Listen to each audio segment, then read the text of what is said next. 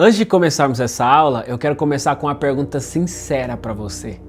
Se você morresse hoje, você teria 100% da certeza de que você estaria salvo? Ou você, pela vida que você tem levado, você acredita que estaria condenado ao inferno? Você já viu que o tema dessa aula é uma vez salvo, para sempre salvo. Mas afinal, o que isso quer dizer? Quer dizer que uma vez que nós recebemos a salvação de Deus, é impossível de perdermos a nossa salvação. E com base em diversos textos bíblicos, nós vamos ver que nem demônios, nem principados, nem potestade, absolutamente nada e nem ninguém pode arrancar esse presente que Deus nos deu. Então eu quero começar essa aula dizendo o seguinte: por que é importante você saber sobre salvação? Porque mais importante que a sua primeira vida, que é essa vida carnal, a vida da terra, é você saber sobre as coisas eternas, saber sobre a sua salvação eterna, que é a sua segunda vida. Por isso que Jesus diz: não tema quem pode matar a sua primeira vida, mas tema quem pode arrancar a sua segunda. Quem é que pode arrancar a nossa primeira vida? O homem. Mas quem é que pode arrancar a nossa segunda vida? Somente o Senhor. Então, o mais importante que você saber sobre as coisas terrenas é você saber sobre a eternidade. Porque essa vida que nós vivemos aqui, passou 120 anos, todo mundo vai estar debaixo da terra. Mas a vida mais importante é aquela que continua, é a nossa vida eterna. E às vezes você não ter certeza ou ter clareza da sua vida eterna, você passa a sua vida terrena, que é passageira, vivendo um caos, perturbada, cheia de culpa, cheia de medo, porque você não sabe se uma vez que você comete um pecado você está no inferno, uma vez que você não consegue cumprir uma obra, uma lei, um mandamento, você também está condenado ao inferno. Mas hoje você vai sair daqui com a clareza sobre tudo isso. E não somente isso, mas eu vejo que a maioria dos cristãos, eles carregam uma crença de que um pecado os condena ao inferno. E a maioria dessas pessoas que carregam essa crença, elas acreditam que o fato delas cometerem o pecado e estar condenado ao inferno faz com que elas sejam indignas de estar próximos ao Senhor. Tem crente que, se você perguntar para ele: por que você não volta para a igreja? Porque eu estou vivendo uma vida de pecado. Mas é exatamente aí que nós temos que voltar para Deus. Porque Adão, olha só, quando ele cometeu um pecado, o que ele fez? Ele fugiu de Deus.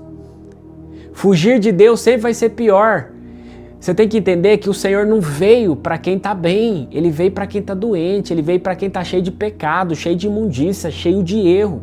Então é por você estar nessa pior condição que a graça de Deus se manifesta. A graça não se manifesta onde está todo mundo bem, onde ninguém tem pecado, onde está todo mundo perfeito.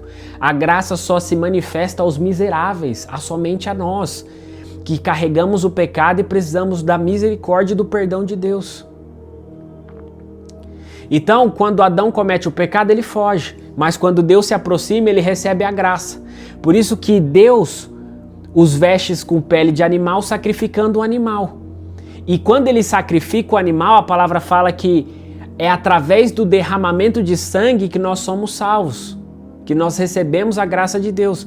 Então quando Deus os veste com pele de animal, consequentemente Deus faz o sacrifício e os livra da condenação eterna.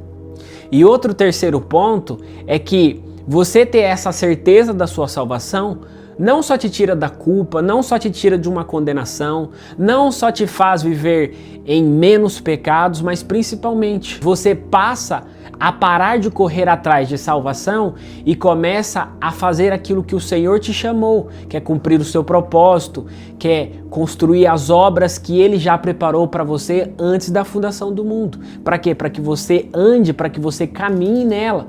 E caminhando nela, você construa as obras que vai te apontar para o reino de Deus. Então, já que estamos falando sobre pecado, eu quero começar essa aula dizendo o seguinte para você, que biblicamente falando, existe a diferença entre o pecado e os pecados. O pecado no singular e os pecados no plural. O que é o pecado? O pecado é aquilo que está na minha natureza. é uma força, uma lei que habita dentro de mim. É como se fosse uma segunda vida que tem desejos e vontades, e esses desejos e essas vontades são totalmente contrários à vontade de Deus. E esse ser, ele habita dentro de mim. E esse ser habitando dentro de mim, carregando todas as suas vontades e os seus desejos, ele já não faz aquilo que eu quero, mas faz aquilo que ele deseja. E aquilo que ele deseja fazer é totalmente contrário à vontade de Deus. Por isso que Paulo diz, o bem que eu quero fazer, esse eu não faço. Mas o mal que eu não quero fazer, esse eu faço. O que Paulo está dizendo? Ele está falando da nossa natureza pecaminosa. Olha o que o texto vai dizer. Romanos capítulo 7, versículo 16 ao 17 diz, se eu faço o que não quero, eu consinto com a lei que é boa. Nesse caso, quem faz isso já não sou eu, mas o pecado que habita em mim. Então, o que habita em mim? O que habita na minha natureza pecaminosa? O pecado. Agora, o que são os pecados? Os pecados, biblicamente, é tudo aquilo que eu cometo do lado de fora, é tudo aquilo que eu faço. É tudo aquilo que eu faço com o meu pensamento, com a minha imaginação, com os meus braços, com as minhas pernas, com o meu corpo. Ninguém adultera sem um corpo. Ninguém assassina sem um corpo. Ninguém rouba sem um corpo. Então, tudo aquilo que nós fazemos, todo tipo de pecado, parte da nossa natureza pecaminosa, do pecado que está enraizado em nós. Mas os pecados é tudo aquilo que nós fazemos do lado de fora. Por isso que em Romanos capítulo 8, versículo 13, ele fala, porque se viverdes segundo a carne, caminhais para a morte, mas se pelo Espírito mortificardes as obras do corpo, certamente vivereis. Então, os pecados, que é tudo aquilo que nós fazemos do lado de fora, são as obras do nosso corpo. E as obras do nosso corpo é consequentemente da nossa natureza pecaminosa. E aí, já puxando o gancho, eu quero fazer uma pergunta para você. Se eu perguntar para você quem é pecador, o que você me diria? Talvez que pecador é o cara que rouba, é o cara que mente, é o cara que assassina, é o cara que estrupou alguém, é o cara que adulterou, traiu sua esposa. Talvez você me diria que esse seria o pecador. Mas quando a gente olha para a palavra de Deus, a gente entende que pecador não é quem peca. Pecador não é quem comete pecados. Pecador é alguém que simplesmente nasceu e veio de Adão. Olha o que o texto vai dizer. Romanos capítulo 5, versículo 12. Portanto, assim como por um só homem entrou o pecado no mundo, e pelo pecado a morte, assim também a morte passou a todos os homens, porque todos pecaram. Então o pecado ele entrou por um homem, e através desse homem todos se tornaram pecadores, através do nascimento. Então você não é um pecador porque você comete pecado, você é pecador porque você simplesmente nasceu e veio de Adão. Então, por mais que uma criança tenha nascido hoje e não tenha cometido um pecado, ela já é pecadora. Não porque cometeu um pecado, mas porque simplesmente herdou a natureza pecaminosa de Adão. Então, tem muita gente que fala assim pra mim, Yuri, se Jesus morreu por todos os nossos pecados, se ele pagou por todos os nossos pecados, por que eu ainda continuo cometendo os pecados? E aí tem gente que me pergunta, Yuri, se Jesus morreu por nós na cruz, se ele pagou por todos os nossos pecados, por que a gente ainda continua cometendo os pecados? É simples, porque Jesus não nos livrou ainda dessa carne pecaminosa. Mas o que ele fez na cruz foi nos perdoar de todos os nossos pecados, porque são os pecados que precisam de perdão. Porque são os pecados que precisa de alguém para pagar as nossas dívidas. E assim, quando Cristo morre na cruz, ele paga pelos nossos pecados que a gente comete no passado, que a gente já cometeu no passado, os que a gente comete agora e os que a gente ainda vai cometer no futuro. Então toda a nossa dívida já está quitada. Então para os nossos pecados precisa-se de perdão, mas para o nosso pecado, ou seja, a nossa natureza pecaminosa, precisa-se de libertação. E olha o que o texto vai dizer. Mateus capítulo 26, versículo 28. Porque isso é o meu sangue, o sangue da nova aliança, derramado em favor de muitos para a remissão de pecados. Então o que Jesus fez na cruz foi nos remir de toda a dívida, de todos os pecados que nós cometíamos. Desde o que nós cometemos lá atrás, o que a gente comete agora, os que a gente comete no futuro. Por isso que tudo aquilo que nós devíamos já foi pago. Agora, o pecado que está na nossa natureza precisa-se de libertação. Olha aqui o que o texto vai dizer em Romanos capítulo 6, versículo 8. E uma vez libertados do pecado, foste feitos servos e escravos da justiça. Ou seja, olha o que o texto está dizendo. Uma vez que eu sou liberto do pecado, eu me torno escravo da justiça. Ou seja, eu me torno escravo de Deus, eu começo a servir a Deus. E aí tem gente que pode falar assim, mas não tem como eu me libertar do escravo e não servir a Deus? Não, porque ou você se torna escravo do pecado e permanece, ou você se torna escravo de Deus e liberto do pecado. Não existe meio termo. Ou você serve ao pecado, ou você serve à justiça de Deus. Ou seja, só há uma maneira de ser libertos do pecado. Quando nós morremos. Porque quando nós morremos, nós crucificamos a nossa carne. Nós crucificamos a nossa carne juntamente com a crucificação de Cristo. E quando nós crucificamos esse velho homem, o novo homem nasce. E somente esse novo homem é que está apto para ser liberto e fazer a vontade de Deus e se tornar escravo de Deus. O seu velho homem, a sua natureza, ela não pode ser escrava de Deus enquanto você não crucificar a sua carne. Então, uma vez que você crucifica a sua carne, você é liberto do pecado. E uma vez liberto do pecado, o seu novo homem que nasce, ele está apto para ser escravo de Deus e fazer a vontade de Deus. Olha o que o texto vai dizer. Romanos capítulo 6, versículo 6. Sabendo isso, que o nosso velho homem foi crucificado com ele, para que o corpo do pecado seja destruído e não sirvamos mais como escravos. Então, o que é esse corpo do pecado? O corpo do pecado é o nosso velho homem, a nossa velha natureza.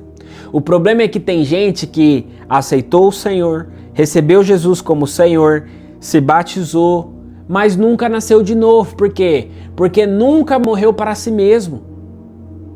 Então, enquanto eu não morrer, ou seja, enquanto eu não crucificar a minha carne na cruz, eu não posso ser liberto do pecado. O que você precisa entender é que toda a sua dívida já foi paga. Toda. Você não deve mais nada, você já está salvo, porque Cristo pagou toda a sua dívida. Mas se você quer ser liberto desse corpo pecaminoso, você precisa se tornar escravo de Cristo. E para ser escravo de Cristo, você precisa morrer. Você precisa crucificar esse velho homem que habita dentro de você para que o novo homem nasça de você e ele possa fazer a vontade de Deus. E ele possa se tornar escravo da justiça. Porque enquanto você viver nessa natureza caída, é impossível de você fazer a vontade do Pai. Então Jesus, ele nos libertou de todo o pecado e você está livre da dívida. Mas se você disser assim, eu não consigo me libertar do pecado, você consegue. Só que você só precisa fazer uma coisa, você precisa morrer. Porque enquanto você está vivo, o seu velho homem ainda governa a sua vida e ele faz a sua vontade, não a vontade de Deus. Mas uma vez que você morre, você é livre, liberto do pecado. Uma vez que você crucifica a sua carne na crucificação de Cristo, você é liberto do pecado. E aí você se torna escravo de Deus. Porque somente o novo homem é que pode fazer a vontade de Deus. Então, para sermos libertos do pecado, nós precisamos ser escravos de Deus. Nós precisamos ser crucificados, nós precisamos negar a nós mesmos. Nós precisamos crucificar o nosso velho homem. Uma vez uma pessoa falou assim para mim: Yuri, mas e se eu pequei e eu não sabia? Existem 3 aspectos do pecado. O pecado ele está na nossa natureza, na nossa consciência e diante de Deus. Por mais que você não saiba que aquilo que você fez, que aquele roubo que você pegou, seja uma moeda do seu irmão, aquela mentira que você contou para sua mãe, por mais que você não saiba que aquilo é pecado, esse pecado já está datado e registrado diante de Deus. E quando você é iluminado através da palavra de Deus, aquela luz da palavra invade a sua consciência que é obscura e te traz a luz, e você se torna consciente de que aquilo que você fez era um pecado. E aí, quando você toma consciência, provavelmente, muitas das vezes, aquilo te traz culpa. Porque você fala: nossa, eu não deveria ter feito aquilo, e agora? E aí o que a pessoa faz? A maioria das pessoas começa a fazer um monte de coisas boas como uma compensação para ela se ver liberta daquela coisa ruim que ela fez. Só que por mais que você se imunda de fazer coisas boas, aquele pecado ainda continua te perturbando. Porque para você tirar esse pecado da sua consciência que tanto te perturba, você precisa resolver o pecado que está diante de Deus. E como é que eu resolvo o pecado que está diante de Deus? A palavra fala que se confessarmos os nossos pecados, Ele é misericordioso para nos perdoar. E uma vez perdoando os nossos pecados, Ele lança no mar do esquecimento e já não se lembra mais. Então, quando a gente confessa os nossos pecados, aquele pecado que estava diante de Deus, ele é aniquilado, ele é esquecido para Deus. E, consequentemente, quando é esquecido para Deus, aquilo já não nos culpa na nossa consciência. Então, não adianta tentar resolver os seus pecados fazendo coisas boas. Os seus pecados só pode ser resolvido confessando a um irmão e não a Deus, porque Deus já sabe de tudo que você fez e de tudo que você vai fazer no futuro. Então, entenda o seguinte: o pecado precisa-se de libertação, mas os pecados precisam-se de perdão. E tudo aquilo que nós precisávamos, Cristo já fez, que foi perdoar as nossas dívidas. E aí alguém pode me dizer: mas a gente não tem que cumprir a lei? Mas a gente não tem que cumprir os 10 mandamentos para que a gente seja salvo? Olha o que o texto vai dizer. Romanos capítulo 7, versículo 7 fala assim, ó: o que diremos, pois? É a lei pecado? De modo nenhum. Mas eu não teria conhecido o pecado senão por intermédio da lei. Pois eu não teria conhecido a cobiça se a lei não dissera: não cobiçarás. Então o que Paulo está dizendo? Que o propósito da lei não é para que o homem cumprisse a lei, mas para que a lei manifestasse os pecados do homem. Porque ele disse: eu não conhecia que cobiçar era um pecado, até que a lei disse: não cobiçarás. Então tem gente que acredita que Deus nos deu a lei para que cumpríssemos. Só que nenhum homem em toda a face da terra, além de Jesus Cristo, deu conta de cumprir toda a lei e todo o mandamento. E uma vez que a lei e os mandamentos é uma exigência do homem cumprir para que ele se torne salvo, logo a graça já deixou de ser graça. Porque a partir do momento que eu preciso fazer alguma coisa, que eu preciso praticar algum tipo de obra ou ter algum tipo de comportamento, então a salvação já não é pela graça, mas é por meio de mérito e recompensa. A graça, o que é a graça? Ela é um favor imerecido para quem não merece nada. É Deus fazendo um favor para quem nunca mereceu nada. A partir do momento que eu preciso cumprir a lei e os mandamentos, isso quer dizer que eu tenho mérito na minha salvação. Só que a palavra vai dizer que a salvação não é por obras para que ninguém se vanglorie. Olha o que o texto continua dizendo. Gálatas capítulo 3, versículo 27. De maneira que a lei nos serviu de aio, ou seja, de tutor, para nos conduzir a Cristo, para que pela fé fôssemos justificados. Então, qual que é o propósito da lei? Além de expor os nossos pecados, ela nos serviu de tutor, ou seja, ela é como se fosse alguém que nos guiasse ou nos empurrasse para Cristo. Porque conhecendo a Cristo, nós conheceríamos a graça. Porque a lei se tornou maldição para o homem, mas a graça nos libertou dessa maldição. Entenda o seguinte, sem a lei, o pecado já estava na terra, mas nós não sabíamos que era pecado. Então, uma vez que Deus introduz a lei na terra, os nossos pecados são expostos para fora. E aí nós passamos a enxergar o quão miseráveis nós somos, o quão imundo nós somos. E entendemos quão imundo nós somos e que nós, por nós mesmos, não conseguimos nos salvar, nós entendemos que precisamos de um Salvador. E Deus nos enviou um Salvador que é Cristo. E quando nós nos achegamos a esse Salvador, Ele nos resgata. Ele cumpre aquilo que nós não demos conta de cumprir. Ele paga aquilo que nós não demos conta de pagar. E por isso nós somos salvos e somos libertos de todo esse peso, de toda essa lei, de toda essa dívida que nós carregávamos. Olha o que o texto de Romanos 7 continua dizendo. Verso 8. Mas o pecado, tomando ocasião pelo mandamento, despertou em mim toda a sorte de concupiscência. Porque sem a lei está morto o pecado. Então o que eu disse para você? Que o pecado já estava no mundo. Mas não era pecado. Por quê? Porque não tinha algo que dissesse que isso era pecado. É como se o prefeito tivesse colocado um semáforo na cidade e não tivesse lei. E aí eu passo no semáforo vermelho e para mim isso não é multa, isso não é uma transgressão da lei. Por quê? Porque não existe nenhuma lei que diga que passar no sinal vermelho é errado. Olha o que o verso 9 diz. Outrora, sem a lei, eu vivia, mas sobrevindo o preceito, reviveu o pecado e eu morri. Então Paulo está dizendo, a lei, Deus jogou a lei na terra. Mas antes eu estava vivo sem a lei, porque não tinha nada que me condenasse. Mas quando Deus joga a lei na terra, ela expõe os meus pecados, e aí eu estou condenado, ou seja, eu estou morto. Verso 10. E o mandamento que me fora para a vida, verifiquei que este mesmo me se tornou para a morte. Porque o pecado, prevalecendo-se do mandamento, pelo mesmo mandamento, me enganou e me matou. Por conseguinte, a lei é santa, e o mandamento santo e justo e bom. Acaso o bom se me tornou em morte? De modo nenhum, pelo contrário. O pecado, para revelar-se como pecado, por meio de uma coisa boa, causou-me a morte, a fim de que pelo mandamento se mostrasse sobremaneira maligno. Então o que o Paulo está dizendo? Que Deus lançou a lei na terra.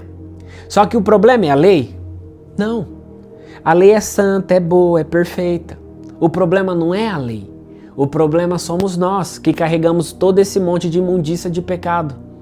Da mesma maneira que se você pegar um termômetro de febre e colocar aqui no seu braço e o termômetro disser que você está com febre, o problema não é o termômetro. O problema somos nós, o termômetro só revela aquilo que eu carrego, assim é a lei.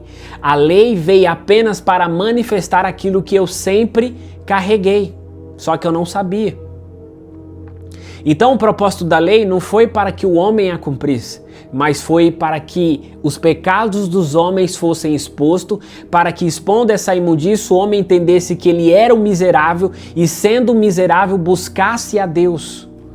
Então você não é salvo pelas obras que você pratica, você não é salvo porque você cumpre a lei, você é salvo por apenas um único requisito de Deus, que é o quê? A fé.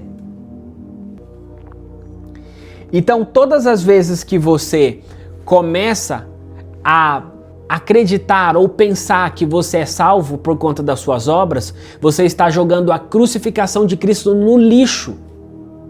Todas as vezes que você cumpre a lei, cumpre os mandamentos, ou que você faz alguma coisa boa, ou que você ajuda, dizima, serve na igreja, ou qualquer outra coisa boa que você faça e você acredita que é salvo por conta disso, você está jogando a crucificação de Cristo no lixo. Você está dizendo que Jesus é um idiota e que Deus é um otário. Por quê? Porque Deus mandou Jesus e Jesus veio aqui na terra morrer por você, sendo que afinal de contas você a vida inteira deu conta de se salvar.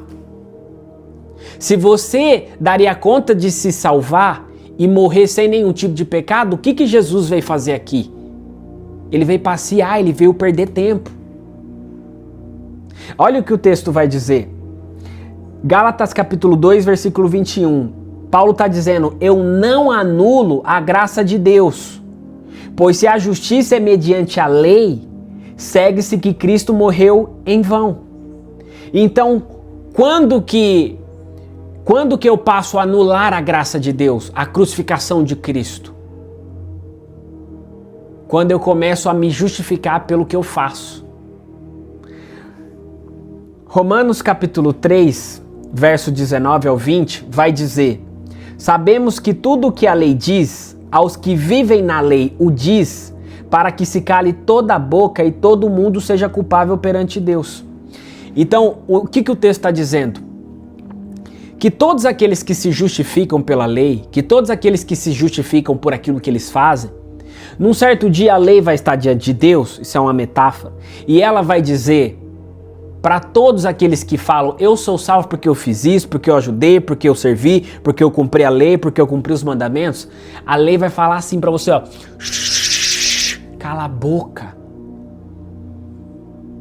Porque a lei, ela expõe os nossos pecados e ela vai dizer, olha o quão miserável você é, olha o quão pecador você é, olha o quanto você por si só não dá conta de se salvar.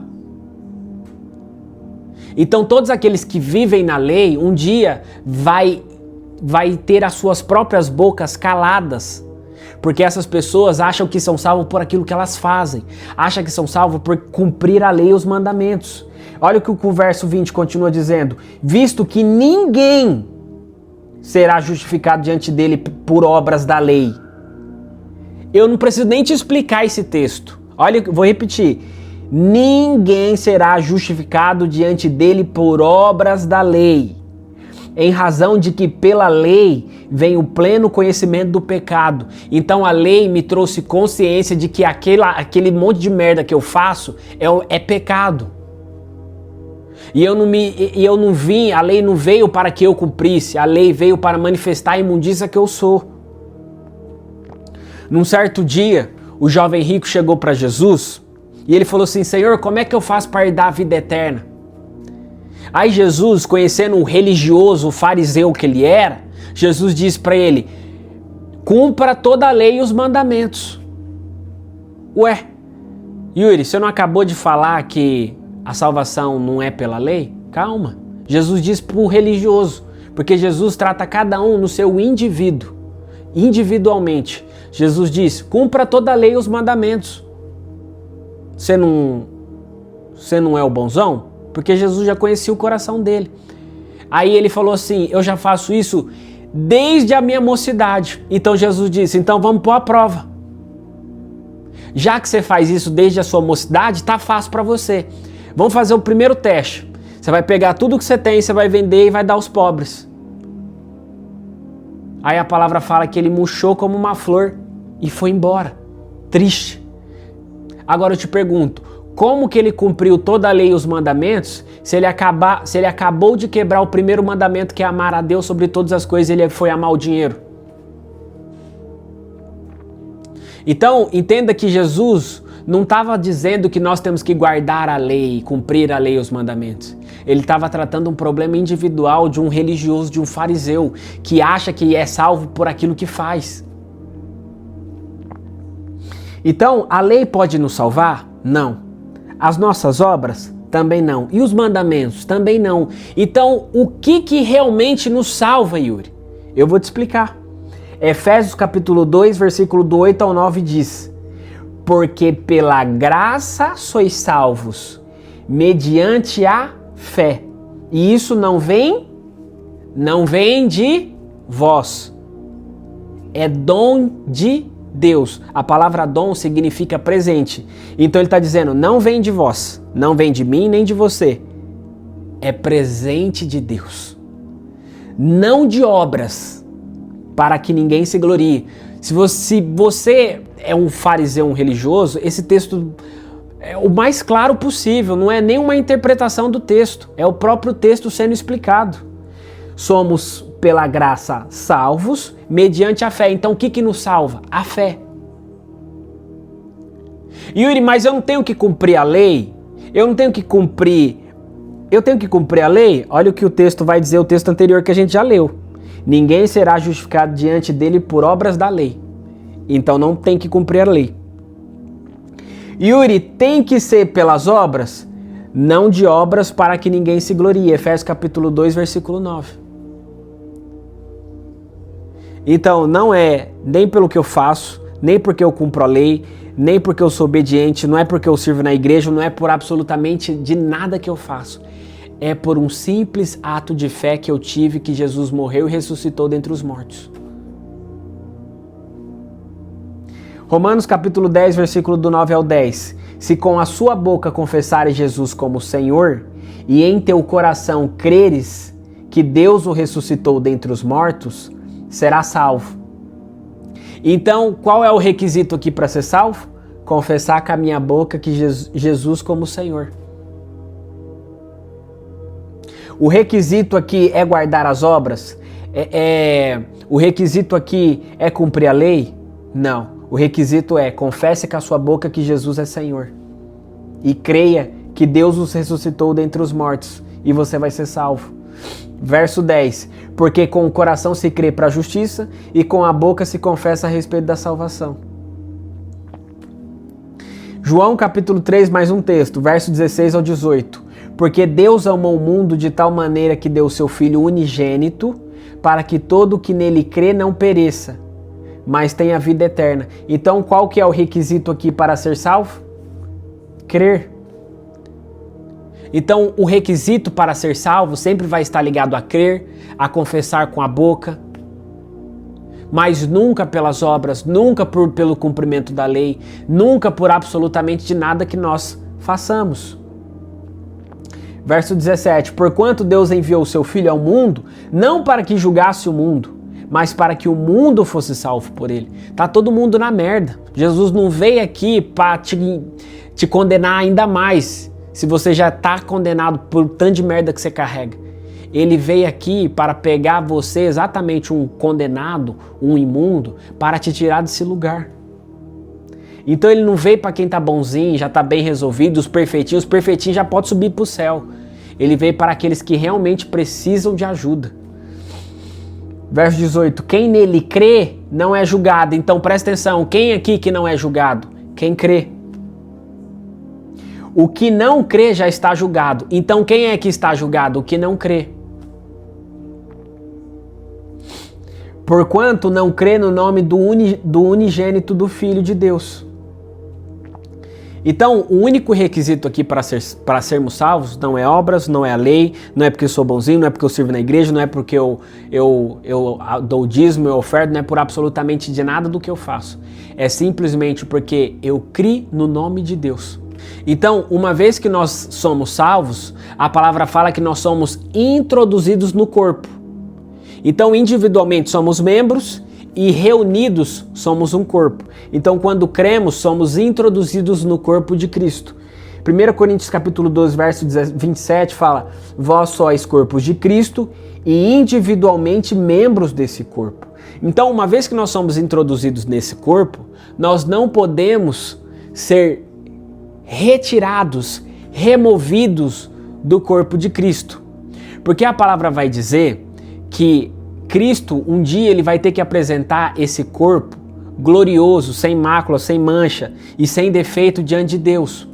E se uma vez que Jesus te insere no corpo e te arranca, você sendo um membro, Deus vai apresentar o corpo sem orelha, sem nariz, sem boca, sem um braço, sem uma perna, porque você foi removido desse corpo. Só que olha o que o texto vai dizer. 1 Reis capítulo 6, verso 7 fala que edificasa-se casa com pedras, já preparadas nas pedreiras, de maneira que nem martelo, nem machado, nem instrumento de algum de ferro se ouviu quando a edificava. Então, primeira coisa que a gente precisa entender, que nós somos pedras. E por que não somos tijolos? Porque tijolo já vem pronto, mas pedra precisa ser cortada para encaixar na edificação. 1 Pedro capítulo 2, verso 5 fala: vós mesmos, como pedras que vivem, sois edificado casa espiritual para ser de sacerdócio santo. Então, nós somos pedras, e essas pedras simbolizam a edificação do corpo de Cristo, ou da construção daquilo que Cristo está fazendo. Então, uma vez que somos pedras, somos participantes das obras de Cristo, se Cristo nos remove, se perdemos a nossa salvação, essas obras, ela vai ficar cheio de buraco e cheio de furos, porque fomos removidos. E se somos membros de um corpo, uma vez que perdemos a nossa salvação, Cristo vai apresentar o corpo diante de Deus sem um braço, sem uma perna, sem um olho, sem uma boca. E isso não pode acontecer, porque a palavra fala que Cristo tem que apresentar o seu corpo sem mácula, sem mancha e sem defeito diante de Deus, mas como um corpo perfeito.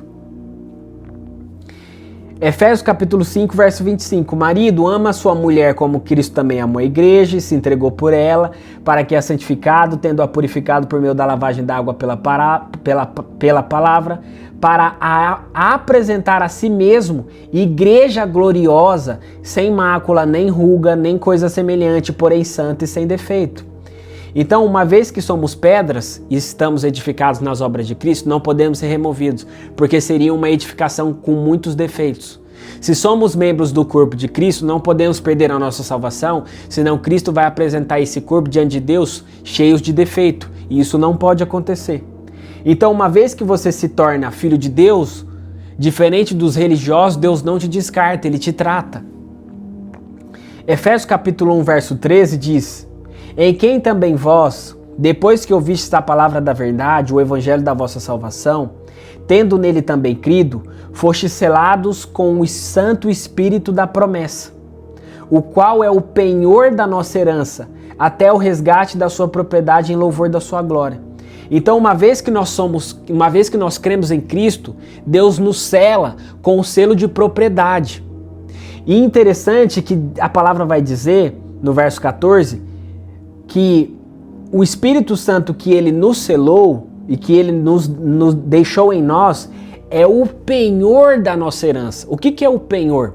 Quando você vai lá no banco e você deseja fazer um empréstimo, às vezes o banco vai pedir alguma coisa de valiosa sua para ser empenhorado nessa dívida. Porque se caso você não pague a dívida, você perde aquilo que você deixou. Então, uma vez que Deus deixa o Espírito Santo dele em nós e ele não volta para nos resgatar, ele consequentemente perde o Espírito que ele deixou como penhor e condena consequentemente esse Espírito ao inferno. Mas uma vez que ele, sendo Deus e fiel para cumprir toda a sua palavra, ele volta para nos buscar. Mas ele consequentemente, por você ser tão inseguro, ele nos deixou o Espírito Santo e esse selo como garantia de que você está salvo e que nada e nem ninguém pode arrancar essa salvação de você. O penhor também é como se fosse uma entrada de que aquilo que eu comprei está seguro e de que eu volto até o final para terminar de pagar e pegar o que é meu. Então, o penhor do Senhor é a garantia, é aquilo que nos dá certeza de que, em hipótese nenhuma, podemos perder a nossa salvação. Yuri, mas e se eu pecar? O selo de Deus, o selo do Espírito Santo, ou o Espírito Santo ainda continua em mim? Efésios capítulo 4, verso 30 diz: e não entristeçai o Espírito de Deus, no qual fostes selados para o dia da redenção. Então, se você cometer um pecado, o Espírito Santo ele não vai embora, porque ele não te descarta como lixo, ele te trata. Então o Espírito Santo se entristece e através do entristecimento é que ele te conduz ao arrependimento. Então não faz sentido perder algo que te ajuda a consertar no caminho. Então uma vez que cometemos os nossos pecados, o Espírito Santo vai embora, ele permanece em nós. E ele, com gemidos inexprimíveis, nos ajuda a corrigir aquilo que foi perdido, ou a se levantar das nossas quedas. Então, se eu cometer um pecado, Deus vai me mandar para o inferno? Olha o que João capítulo 6, verso 37 diz: todo aquele que o Pai me dá, esse virá a mim. E o que vem a mim, de modo nenhum o lançarei fora. Então o que você tem que entender? Que diferente dos religiosos, Deus não te descarta, Ele te trata. Não é porque uma vez você cometeu um pecado que seu pai vai te jogar no lixo. Uma vez que você fez alguma coisa de errado na sua casa, seu pai não simplesmente pegou e te jogou no lixo. Aliás, que tem muito pai por aí que não representa nem 1% da paternidade de Deus. Mas embora o seu pai sendo um bom pai, um erro que você comete, ele não te manda embora da sua casa. Ele te corrige, ele te disciplina. Então, recapitulando aqui para você entender, não somos salvos pela lei, nem pelas nossas obras, nem por aquilo que fazemos, nem porque servimos na igreja, nem porque somos bonzinhos, nem porque dizimamos, nem porque ofertamos, por absolutamente nada disso. Somos salvos mediante a fé. Recebemos o selo e o Espírito Santo de Deus e uma vez selados, recebemos o selo de propriedade de Deus. Somos uma propriedade que Deus comprou e ninguém pode entrar, pisar, roubar e fazer absolutamente nada daquilo que já é de Deus. E nem se por alguma aventura nós cometermos qualquer tipo de pecado lá no futuro, ou até mesmo agora, Deus não vai nos jogar no lixo e nem vai nos condenar ao inferno. Deus ele nos dá espaço para que esse pecado que cometemos nos gere arrependimento. E se nós, por própria natureza, não nos arrependermos, o Senhor nos coloca em disciplina para que essa disciplina nos gere arrependimento. Então você é salvo mediante a fé. E se eu cometer um pecado, você não perde a sua salvação, você não é condenado ao inferno, você não é jogado no lixo. Você é disciplinado por Deus. E caso você não se arrependa, Deus te coloca em estado de disciplina para que essa disciplina te gere arrependimento. O que você precisa entender é que a salvação ela é um projeto tão poderoso de Deus que nem o guardar a nossa salvação vai depender de mim. Porque se depender de mim para guardar a minha salvação, tá todo mundo no sal. Olha o que o texto vai dizer. 2 Timóteo capítulo 1, verso 12, fala: porque sei em que tenho crido, e estou certo de que ele é poderoso para guardar o meu depósito até aquele dia. Então Paulo fala, cara, eu depositei a minha fé. E eu recebi o Espírito Santo como um comprovante do depósito que eu fiz. E tendo esse comprovante, eu estou assegurado de que aquele depósito que eu fiz, um dia vai voltar para me sacar. Quando é que eu vou sacar a salvação? Ou seja, quando que a salvação se completa? Quando Jesus volta. Então, nós depositamos a nossa fé em Jesus e descansamos. Estamos assegurados, porque a gente sabe em quem temos crido. 1 Pedro capítulo 1, verso 5 fala: sois guardados pelo poder de Deus, mediante a fé, para a salvação preparada para revelar-se no último tempo. Que último tempo é esse? Quando o Senhor volta. Então nós estamos guardados pelo poder de Deus. O poder de Deus é quem nos guarda. Se dependesse de mim, de você guardar a nossa salvação, a gente já estaria perdido. Hebreus capítulo 7, verso 25 fala: portanto, ele é capaz de salvar definitivamente aqueles que por meio dele aproximam-se de Deus para viver, pois vive sempre para interceder por eles. Então, uma vez que nós cometemos um pecado, primeiro aqui, a palavra fala que Deus nos salvou definitivamente. Então, preste atenção, Deus não nos salvou temporariamente, Ele não nos salvou por um período de tempo, Ele não nos salvou se cumpríssemos alguma coisa, Ele nos salvou mediante a fé. E Ele nos salvou mediante a fé definitivamente. E a palavra vai dizer que Deus, Ele sempre vive Cristo vive sempre para interceder por nós. E aí tem um relato exatamente que acontece isso. O próprio Jesus intercedendo pelo apóstolo Pedro. Muitas pessoas me falam assim: Yuri, por que que Pedro, mesmo tendo negado Jesus 3 vezes, ele foi salvo, e Judas, tendo traído Jesus, não foi salvo? Porque, primeiro, Pedro creu em Cristo. Num certo dia, Jesus chega para os discípulos e fala assim: quem as pessoas dizem que eu sou? Aí eles falaram: uns dizem que você é Jeremias, que você é Moisés, que você é Elias. Aí Jesus pergunta novamente: e quem eu sou para vocês? Aí Pedro se aproxima e fala: tu és o Cristo, o Filho do Deus vivo. Ou seja, ali Pedro, ele tem uma confissão verbal de que Cristo é o Filho de Deus. Então isso é uma declaração e uma manifestação de que Pedro foi salvo. E uma vez que Pedro é salvo, uma vez que Pedro é filho de Deus, Jesus está sempre para interceder por aqueles que são seus filhos. Porque antes de Pedro negar Jesus 3 vezes, Jesus chega até Pedro e fala assim: Pedro, Satanás me mandou te peneirar como trigo. Olha o que o texto vai dizer. Lucas capítulo 22, verso 31 a 32. Simão, Simão, eis que Satanás vos reclamou para vos peneirar como trigo. Eu, porém, roguei por ti, para que a sua fé não desfaleça. Tu, pois, quando se converteres, fortalece os seus irmãos. Então o que aconteceu? Jesus se antecipou e viu que Pedro ia cair feio. E aí ele antecipadamente intercede por Pedro, para que Pedro, após cair, ele se levantasse. O cair e o se levantar é para que ele não se perdesse, não se desanimasse, não perdesse a sua fé. Então, até o guardar da nossa salvação, é Cristo que nos guarda. Como? Intercedendo por nós. Agora, muitas pessoas podem se esquecer de orar por mim.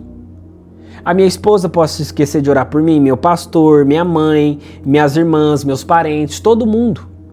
Mas Cristo nunca vai deixar de interceder por você. E aí tem gente que me pergunta, e por que Judas não foi salvo?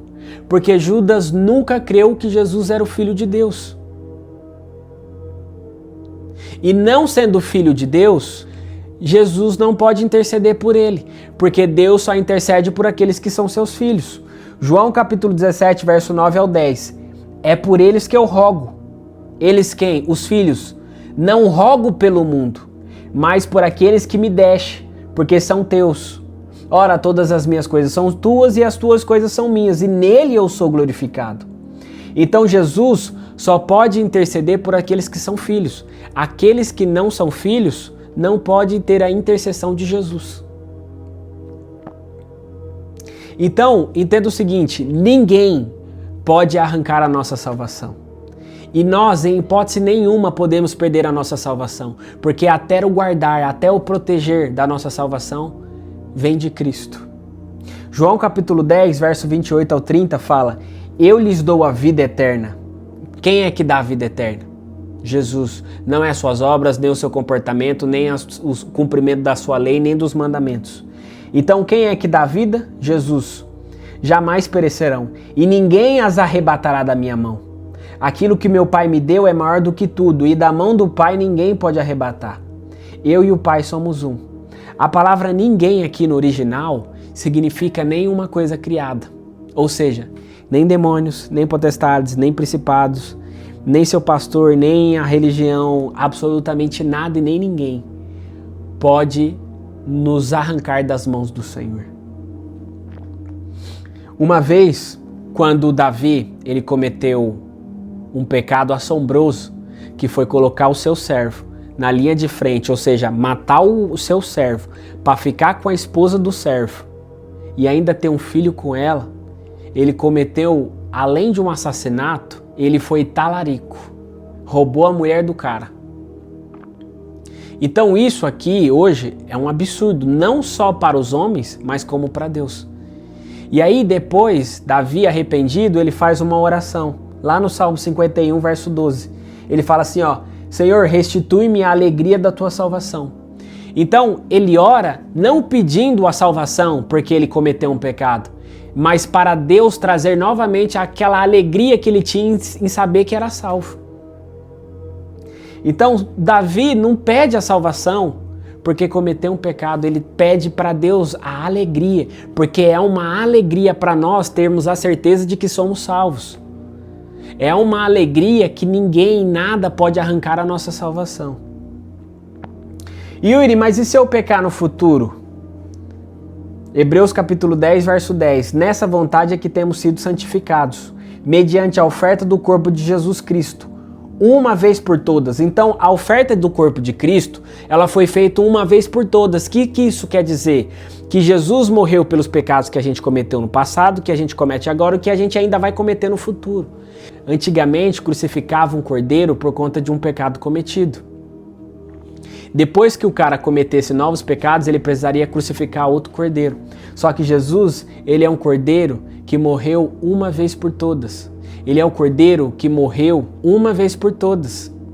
Por isso que por uma oblação, ou seja, por um sacrifício, nós recebemos de uma vez por todas o sacrifício de Cristo. Então, tudo que você já fez no passado já foi perdoado, os que você faz agora já é perdoado, e os que você fazer no futuro também vai ser perdoado. Qual que é o nosso papel? Apenas confessar aquilo que nós fazemos. Então, uma vez salvo, para sempre salvo. Aí tem gente que vai dizer assim, mas Yuri, se uma vez salvo, para sempre salvo, se o Senhor me perdoou pelos pecados que eu cometi no passado, os que eu cometo agora e que eu ainda vou cometer no futuro, então eu tenho passe livre para sair fazendo tudo o que eu quero. Ou seja, o fato de você pensar isso já mostra que você é um crente imaturo. Mas olha só, uma vez salvo, para sempre salvo. Isso não quer dizer que se você sair por aí cometendo um monte de pecados, o Senhor não vai te disciplinar. Porque uma vez que você é filho, sendo imaturo, o Senhor te disciplina. Olha o que o texto vai dizer, Hebreus capítulo 12, versos 5 ao 6. Filho meu, não menospreze a correção que vem do Senhor, nem desmaies quando por eles é reprovado, porque o Senhor corrige a quem ama e açoita todo filho a quem recebe. Apocalipse capítulo 3, verso 19. Eu repreendo e disciplino a quanto amo. Sê, pois, zeloso e arrepende-te. Então, uma vez que você se torna filho de Deus e você passa a cometer um monte de pecados, isso não quer dizer que você está livre. Isso quer dizer que você vai entrar na disciplina de Deus. E a disciplina de Deus, por mais que ela seja por amor, ela é dura demais. Ela é algo que nos machuca, ela é algo que nos traz sofrimento. Mas esse sofrimento é para que gere arrependimento em nós. Olha que Hebreus capítulo 12, verso 8 ao 10 diz: Mas se estáis sem correção, de que todos têm se tornado participantes, logo sois bastardos e não filhos. Ou seja, uma vez que eu me torno filho de Deus e começo a cometer um monte de pecado, eu sou disciplinado por Deus.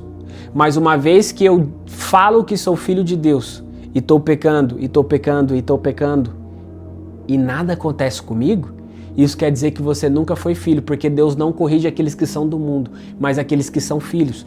Deus não corrige bastardos, Deus corrige aqueles que são filhos. Então, se você está passando por uma correção, por uma disciplina de Deus, se alegre. Por quê? Porque isso prova que você é filho de Deus e que você está salvo e assegurado por Deus. Uma vez, um seguidor mandou uma mensagem no meu direct falando assim, Yuri, eu sempre fui da igreja, mas aí eu resolvi sair da igreja e comecei a viver no mundo. E aí, vivendo no mundo, eu, voltando de uma festa, sofri um acidente de carro e fui parar no hospital. E aí, depois de ter acontecido esse acidente, eu voltei para Deus. Por quê? Porque muitas das vezes o Senhor vai te colocar em situações de disciplina para que essa disciplina te gere arrependimento. Olha o que o texto continua dizendo. Além disso, tínhamos os nossos pais segundo a carne, que nos corrigiam e os respeitávamos. Não havemos de estar em muito maior submissão ao Pai espiritual, então viveremos? Ele está dizendo, a gente não tem submissão ao nosso Pai da terra? Ou deveria? Sim. Então devemos ter muito mais ao Pai espiritual. Pois os nossos pais da terra nos corrigiam por pouco tempo, segundo o que eles achavam que era bom. Só que Deus, ele nos disciplina para aproveitamento, a fim de sermos participantes da sua santidade. Ou seja, uma vez que Deus te coloca numa disciplina, é para que gere arrependimento. Então, o que o Senhor está dizendo? Os seus pais, os nossos pais, colocam a gente de castigo num tempo em que eles acham que é bom. Então você vai lá, o pai tira o videogame do filho e ele fica de castigo. Aí a mãe fala, acho que já tá bom, né? Devolve o videogame para ele. Aí devolve, mesmo sem o menino ter arrependido, ter aprendido. Só que Deus nos deixa de disciplina até que isso nos gere arrependimento, porque Deus nos coloca na disciplina para aproveitamento. Ou seja, o que eu quero te dizer com isso? Que o tempo de você permanecer na disciplina depende mais de você se arrepender do que de Deus te tirar de lá. Então a disciplina, por mais que ela seja dura, ela é um ato de amor. E aí talvez você me pergunte, mas para que serve a disciplina? Olha o que o texto vai dizer. 1 Coríntios capítulo 11, verso 32. Mas quando julgados, somos disciplinados pelo Senhor, para não sermos condenados com o do mundo. Então, o propósito de Deus disciplinar você que é filho é para te separar do mundo. Porque se Ele não te disciplina, você se torna igualzinho àqueles que são do mundo e são condenados exatamente como eles. Por mais que a disciplina seja dura, ela é um ato de amor. Ou seja, é Deus te trazendo de volta, é Deus reconsertando a sua rota. Yuri, e o que é a disciplina? Eu vou te mostrar em um relato bíblico uma situação de disciplina e o que Deus pode fazer em relação a isso. Presta atenção, que isso aqui é pesado demais.